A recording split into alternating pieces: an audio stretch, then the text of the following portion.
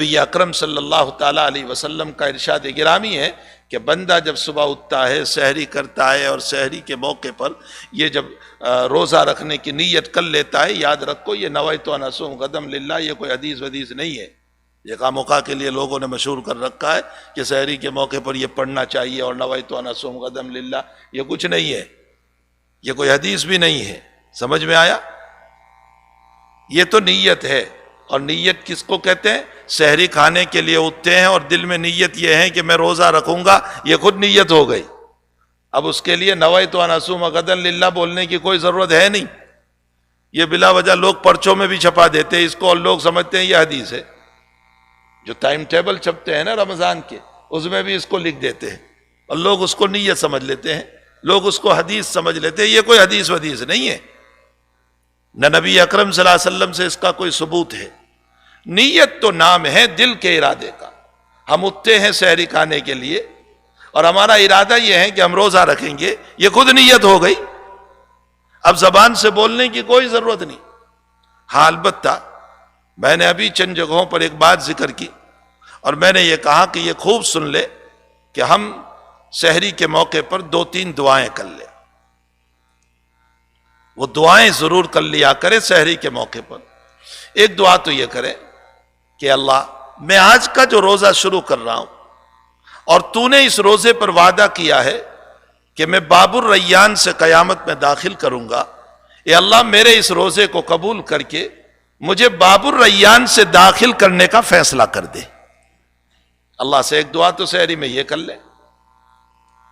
دوسری دعا سحری کھاتے ہوئے یا سحری کے بعد یہ کر لیں کہ اللہ میں آج روزہ رکھ رہا ہوں اور تو نے یوں کہا ہے کہ روزے دار کی منہ کی بدبو وہ مجھے مشک سے زیادہ پسندیدہ ہے، اے اللہ میرے منہ کی بدبو کو تو اپنے نزدیک پسندیدہ بنا دے۔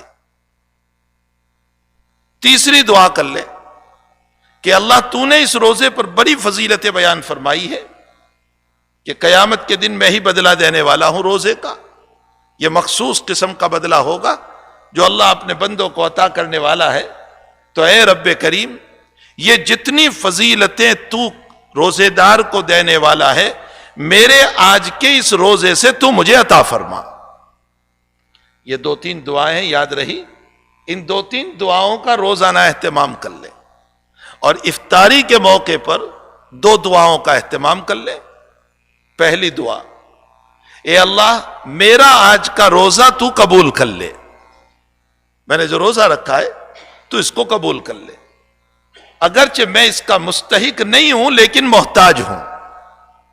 مستحق ہونا اور بات ہے، مستحق تو وہ ہو سکتا ہے جو اللہ کے شرائط کے مطابق روزہ رکھے۔ کون ہے جس نے اللہ کے شرائط کے مطابق روزہ رکھا ہو؟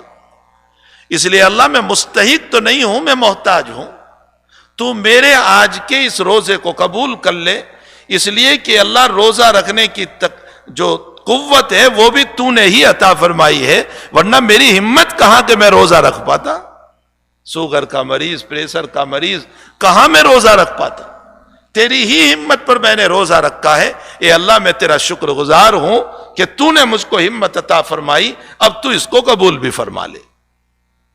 اور دوسرا، روزے کے افطاری کے موقع پر ایک تو اس کا شکریہ اور دوسرا استغفار۔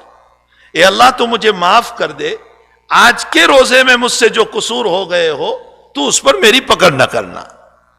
تو سحری کے موقع پر 3 دعاؤں کا اہتمام کر لیں، اور افطاری کے موقع پر جہاں ہم اور دعائیں پڑھتے ہیں وہاں ان دونوں دعاؤں کا، ایک تو اللہ کی تعریف، اللہ کی حمد، اور دوسرا استغفار، ان دونوں کا اہتمام کر لیں، اور اہتمام کرتے ہوئے ہم اپنے روزے کو پورا کریں، پھر دیکھیں کہ ہماری دعائیں کیسے حق تعالی جل شانہ قبول فرماتے ہیں۔